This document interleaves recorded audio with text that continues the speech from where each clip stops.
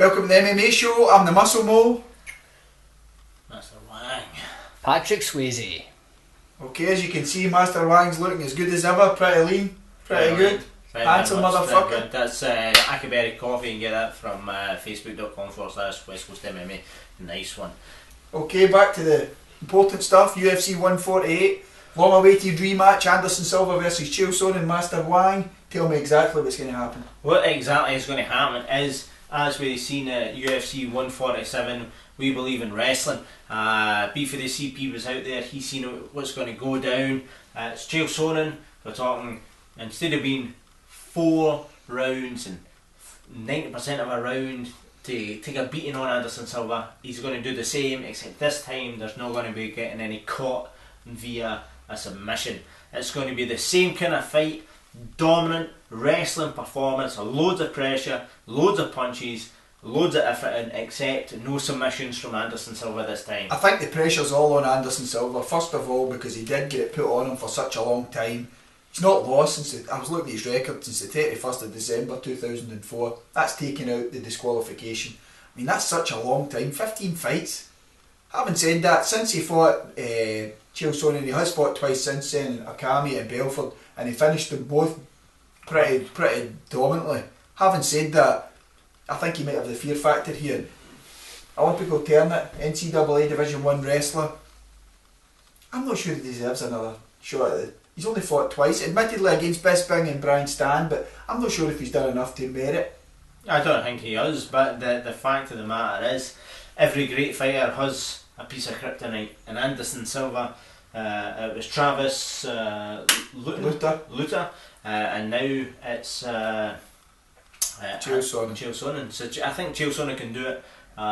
He's going to come with that pressure. He's going to come with a great pressure, and I think that's... And he's been training with that Vinny Magal, yep. So hopefully his BGE defence should be brilliant. On that note, I'm going to go Chael Sonnen for the victory. Chael Sonnen for the victory as well. Pressure. Okay, so that's us. Hey man, where did you get that great t-shirt? Why, www.countrymansfist.com. Get yours there. That's Countryman's Fist. You can get that shit sent right to your motherfucking door. That shit is fucking immense. Master Wang, Muscle Mole. We even do a beef from the motherfucking CP. They're mostly sold out due popularity, and I mean big in Brazil at the minute. Okay, fight number 2. Okay, second rematch of the night, the co-main event. Forrest Griffin versus Tito Ortiz. It's one apiece here. This to end the trilogy, and I think both of them's probably on their last fight. Griffin's only fought twice since 2009. Tito's only won one of his last 8. I think this is the end for both of them. How do you see it playing out, Master Wang? I think Griffin is obviously a really good, solid jiu-jitsu ground game. Tito Ortiz is a wrestling sort of game, but he's obviously good submissions. Both fought at the highest level. Both get quite good striking. Tito, after his last kind of getting the old Ken shovel and doing that thing again, he thinks he's revitalised. He thinks he's on the ball, you know. Does he seem soft in the body to you, watching a couple of his fights against... I don't mean soft as an appearance, but if you watch him against Little Nog, the body shots really hurt him.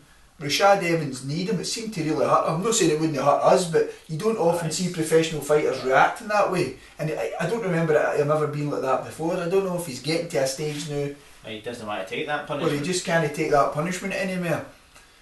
Griffin, I think Anderson Silva stole his soul as well when he made an ass of him. The two of them's in their way. I think it's going to be a pretty poor fight.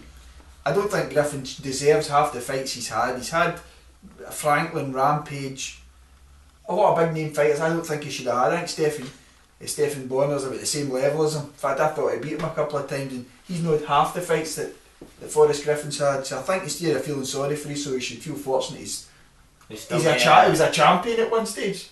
So for that, I'm going to go Forrest Griffin, but I think it's going to be a terrible fight to watch. I'm also going to go for Forrest Griffin. I think it is also going to be a bit of a bum fight. Look forward to that. Okay, who's that?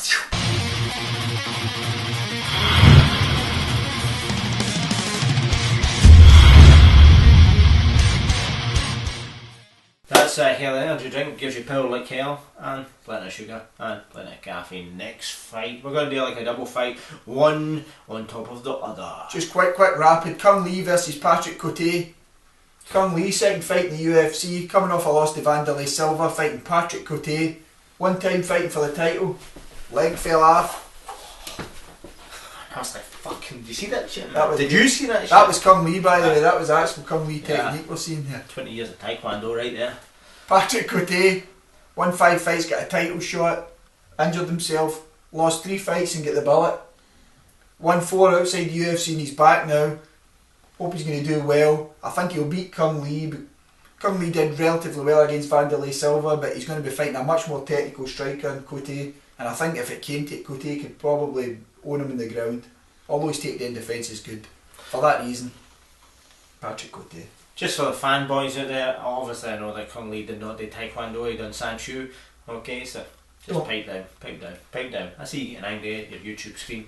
I'm going to go for Patrick Cote because he's a beast. Master Wang plays it down for the rest of this, tries to keep some of that encyclopedic knowledge to a minimum. Okay, next fight, Dong Young Kim versus Damien Maia. Damien Maia's first effort at 170, fighting an absolute beast at that weight class. Only lost 1 of his 18 fights, and that was against Carlos Condit, who's interim champion. They were seeing how good he really is.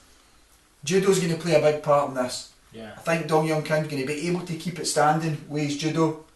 Damien Maia is only dangerous on the ground. He's not finished a guy since 2009, February of 2009. That's when he started all this trying to be a kickboxer. See what Marquardt did to him? Destroyed him. He keeps losing fights due to keeping it standing. And I don't think he's going to be able to get this fight to the ground, so for that reason, Dong Young Kim. I'm also going to go with Dong Young Kim. I think Maia's a man and he has a funky design for his club, but Dong Young Kim is a beast, and judo is fucking shit hot. Only second by wrestling. Right, remember folks, catch us on Facebook for regular updates about UFC, Scottish MMA, World MMA, funny pictures of the rest of it. Check out Otzi Tattoo for 10% off your next piece of ink. Get subscribing to the YouTube, Facebook, Twitter at MMA_show. We UFC, follow back. UFC coming back to Britain, September 29th, Nottingham. Get your tickets bought now, or soon. Follow us. Win some motherfracking shit. Cheesy bags. Goodbye, motherfuckers.